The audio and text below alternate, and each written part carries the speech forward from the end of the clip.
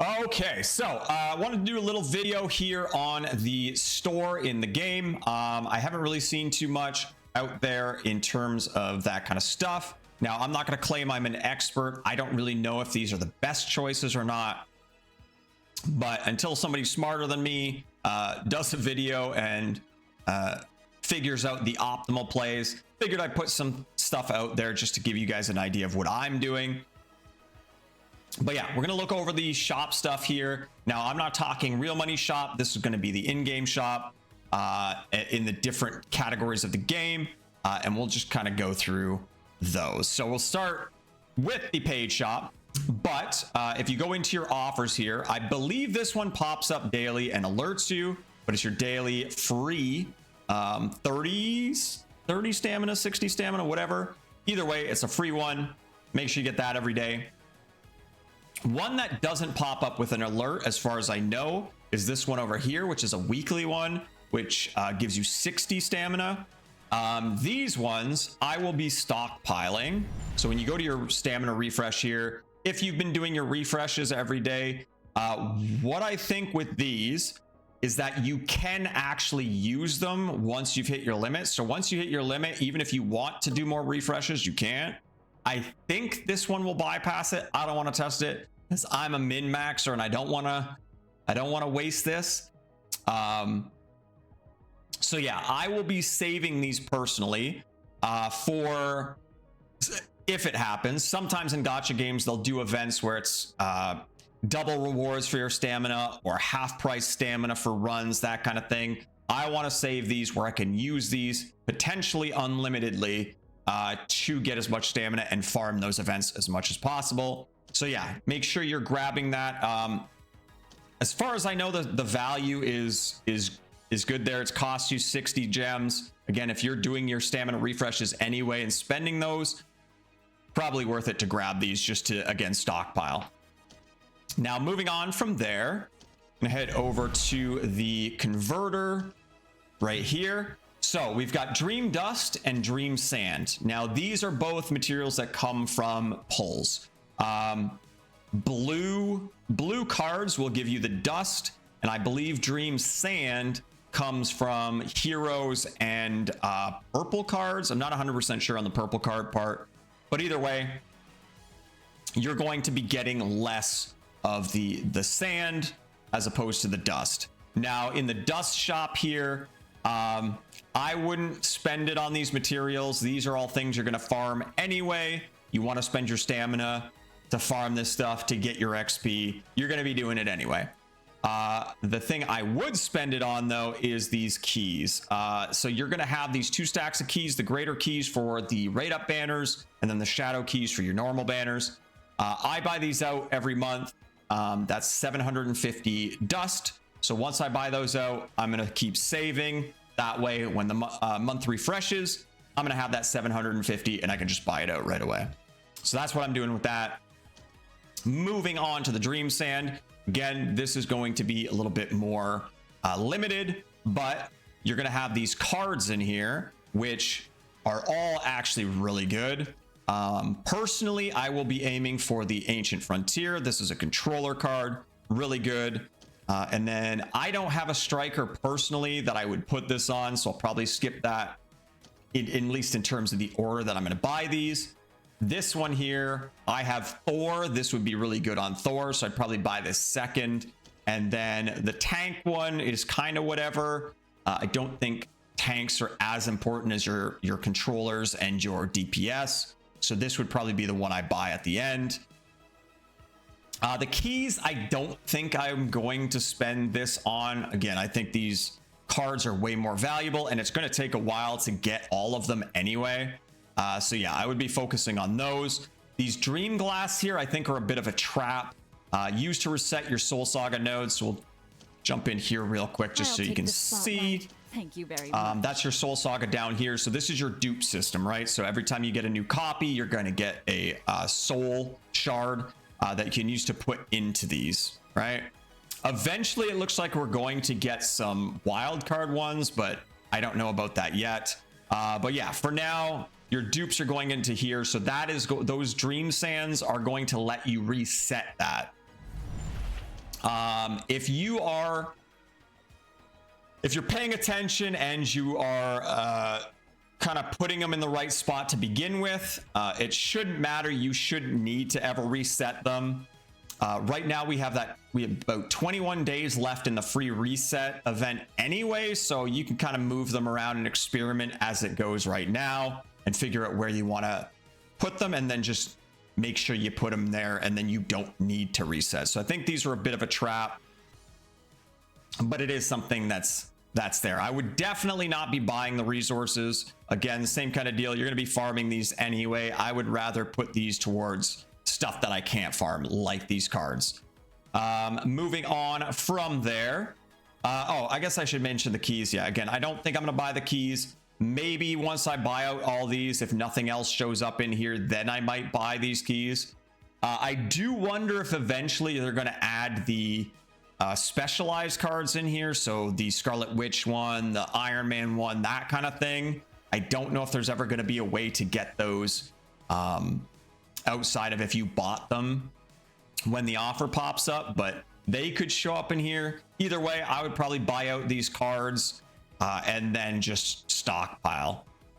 Moving on to the Alliance shop. Now this one, I'm kind of waiting to see what happens at max Alliance level. I did originally buy, I think, some blue materials here. Looks like I bought one there. A couple here. Looks like that's about it. I probably wouldn't do that looking back now, but that was before my my Alliance leveled up and I knew that we're going to get more stuff in here. So as of right now, I'm going to stockpile, wait and see what happens at max level, what gets added into here. I don't think I'd buy the artifacts. These are things we're going to farm anyway. And yeah, so the Dream Queen shards, these I might consider because you can't really farm shards. I don't personally use her. I've heard she's okay in certain situations. But yeah, if this stays the same, this would probably be what I go after. But as of now, I'm just going to stockpile and wait and see what happens with higher levels here. Moving right along to Nightfall now. We come into the Midnight Store. Now, as far as I know, this is going to be the same. We only have 2 bosses right now, but when it rotates, I believe it's the same. Well, I do know it is the same. I don't know if this will ever change, but this is what we got for now. This is all I've seen for now. So just based on this stuff. Now, these cards here, I believe this is going to be for striker characters, or no, fighter characters, the fist ones, since this is Echo and that's what she is. Whereas energy generation is increased by 24%, which is nice, and then gains 30 ultimate energy whenever they perform a follow-up. I personally don't really use a ton of follow-up characters. I do think there's probably better cards to have instead of this. A little more niche, but that's something for you to decide. This one, I believe, is Spider-Man themed, so I'm going to assume it's controller themed, since he is a controller. Allies attack is increased by 5%. Allies, as in your team, all of your team, not just one. And then that's nice. Everybody's attack goes up by 5%. Allies skills that cost 2 mana or less deal 8% more damage. So if you're using a team that has 2 costs quite a bit, which kind of would work with the follow-up teams just because their stuff is usually pretty cheap, this might be nice. But again, I think it's a little more niche. Probably not something I would pick up. There's likely better cards. The Psylocke shards here are kind of tempting. I used her a little bit earlier in the game. I don't really use her too much now. They did fix a bug where she works a little bit better with Emma now. Before, Emma's normal skills, her ult triggered the follow-up, but her normal skills did not trigger Psylocke's follow-up. That's apparently fixed now, so that's nice. So these are a little bit tempting. Doppelganger, probably not. These things right here, the projecto film, those are what I'm keeping an eye on. So how these work, I was mentioning before, there's potentially going to be wildcard shards for heroes to do their soul saga. This kind of works the same. These essentially act as a free copy of a card, or a wild card copy of a card. So those legendary cards we were talking about here, you can only buy one of each, right? Now, let's say you buy this, you really like this card and you want to awaken it. So you go into your awakening stuff here. We'll just use this as an example. So you go into enhance. The only way, as far as I know right now, to awaken these cards, which is going to buff their numbers right out of the gate here, is to use a duplicate, right? So some of these upgrades can actually be pretty significant. That's a 2.4% boost to that just from doing the upgrade. So if you want to awaken legendary cards, you need duplicate copies of them. And again, they're already hard enough to get. So with these projecto films, those are going to fill a wild card slot. So let's say you get that Ancient Frontiers card and you really like it. You can now use some of these to awaken it. As far as I know, at least with blue cards, the max awakening is 5. I don't know if it's the same for purples and yellows, but either way, being able to get 3 of these and essentially awaken a legendary card 3 times once or every month seems pretty nice. I don't know if I'd spend them on the purple ones just because some of the purple ones are farmable in drops. So you'll just get them from doing drops. There are some of the ones, I believe in the battle pass, you can only get those cards in the battle pass. So having these projecto films for that might be nice.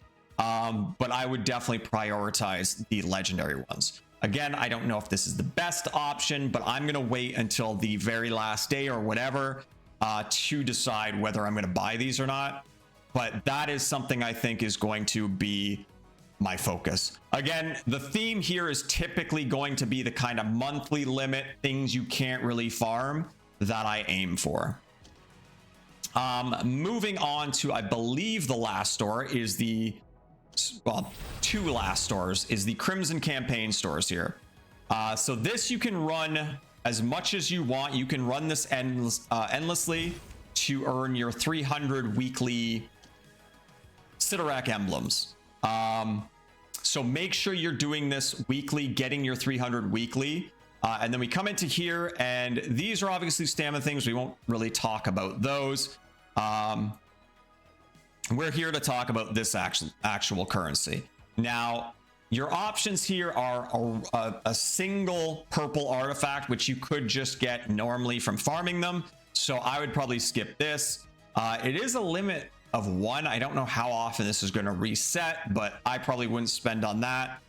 Blaze of Truths, what these are for your artifacts, but only the unique ones, which I believe the legendary ones. I don't think these work on like purples or anything. I haven't found a way to use them, but these reset those random rolls of your unique / legendary artifacts. So if we go into here, so we'll use this one for example, because this one's not very good for me. I don't really like the rolls on it, but all of these artifacts are going to have these kind of highlighted white stats. Those are like the default for that specific artifact. So all your rings, for example, are going to be HP and attack. And then the gray ones are your random rolls. So these will be different on every one, right? Those flame things on the legendary ones will let you re-roll these to try and get better versions. So it's nice, but there are ways to get those outside of this place. I believe you get them guaranteed when you start farming the higher difficulty ones here. Yeah, so once you start doing stage 4 or higher, you're guaranteed to get these to then potentially re-roll these. So I wouldn't worry too much about those. They also come from your exploration here.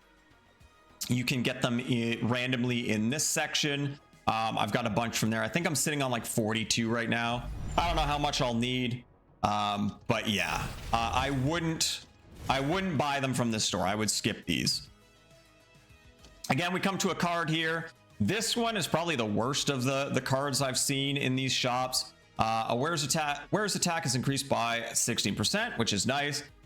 When an enemy adjacent to the wearer is defeated, the wearer recovers 5% of their lost HP. I just feel like this is super niche. Most of the hardest content in the game is going to be a boss fight, which you're not going to be. This is when you're fighting a bunch of stuff, right? If you're fighting big waves of enemies, this might be helpful. You put it on your, again, I don't know what those look like, fighters, so I'm going to assume it's a fighter based card. I do wish they had that little fist symbol or whatever on here all the time, or at least let you examine the card a little bit better. But yeah, I assume that's going to be for fighters. So you put this on your Thor or something. Every time he kills something near him, adjacent to him, he's going to heal a little bit. I just think it's way too niche. I would not be spending on that. What I am spending on, and what I did already for my first little bit, was buying these dream cores. So these dream cores, we weren't sure what they did at first, just that they enhance talents, whatever that meant. But what they actually are is what you need to upgrade your talents to level 7. So you can see here, I got these all at level 6 now. So to max them out, you need your money, you need your runes, but then you need one of these per upgrade. So typically you're going to need 5 per character to get them to the max level. So I currently have 6, 4 of which I bought from that store. 2 of them I got, I think, from leveling up. I think they were in here somewhere. I'm a liar. I don't know where I got them, but I got them somewhere. Probably one of the events or something, maybe the Bifrost or whatever. But either way, that is personally what I am going to be spending on here is the dream cores. Again, you're going to need a bunch to max out your characters eventually, so I would focus on getting those. If you want, you can always just wait until the end and see what happens. But yeah, I will personally be buying these because we are getting closer to needing these and maxing out our characters. I'm at 52 right now, and I think that's 61. Thank you very much. So we are kind of closing in on that. Yeah, 61. So I will start needing those soon. But yeah, that's probably what I'm going to buy there. And it's pretty much the same in the game of Khonshu store, which we've got coming in 2 days, 20 hours. Very similar store here, an artifact here. I don't think I'd just randomly buy one. I'm going to be farming those anyway.